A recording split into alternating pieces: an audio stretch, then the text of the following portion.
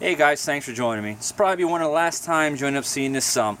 What I'm going to do is prep everything, because tomorrow is actually going to be the day I'm going to be ripping this all out. Tonight is a night that I'm going to be prepping as much as I can in order to hopefully make everything go smoothly. Definitely going to be cutting everything out. I'm going to be replacing all the bulkheads on left and right sides. And what I'm going to be doing is also replacing that half-inch line over there, which feeds for my salt water changes.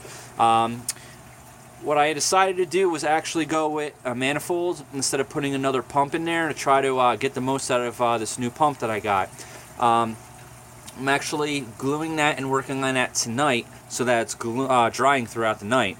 One of the reasons why I'm trying to do things like that to get ahead is the fact that I actually, my tank is an up and running, fully stocked tank.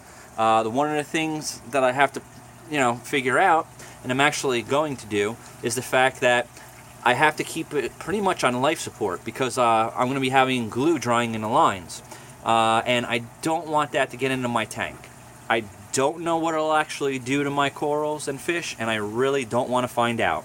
So I'm actually going to end up putting air stones in there, as well as lowering the water level so that I can keep as much water in the tank as I can in order to keep it oxygenated, so I don't have to worry about my pH dropping or anything like that, or my fish suffering, as well as my corals. So one of the things I did, so I'll give you a little preview, is I actually started my manifold, and as much as I can tonight, because I got to run out to the store and get all the parts. Now what I did is I actually created the manifold like I was explaining. I'm actually going to have 3. And the reason for this is I'm going to try to feed my 10-gallon tanks off of this. Now this one's going to feed my left side, my right side, and I'm going to keep a center one for a spare. In case I decide I want to add anything. My protein skimmer is going to sit right here. My plan is to actually have this up against the wall pretty much right here in the middle. Gives it plenty of room, so my protein skimmer has a lot of room, which it needs. It's a big skimmer. My filter sock right there, it'll still give me enough room, to take it out. And then right here is where my refugium is going to be. And I'm actually going to put my algae scrubber right here, so it actually goes right inside where the bubble trap is.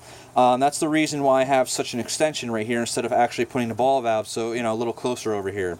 I actually need this extra room for my lighting.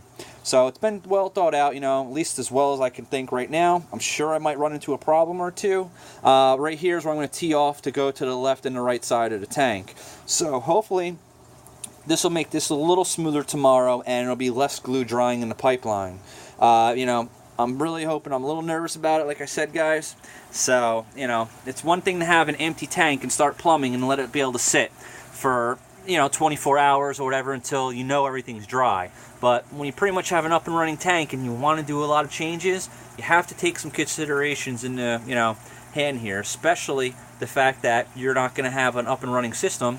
You're not going to have a lot of oxygen flowing into the water. So, that's why I'm going to be putting some air stones, like I was saying, in there, and really trying to agitate the surface area of the water to keep it going for, I would like to try 24 hours. I don't know if I'll make 24 hours. I've seen people literally just glue it together and 5 minutes later turn it on. I don't really want to do that. Like I said, I don't want the wet glue inside my tank. I don't know what it'll do, and I'm a little worried about that. So if anyone knows has done something like that, feel free to comment. Hopefully you'll get me before I start doing this.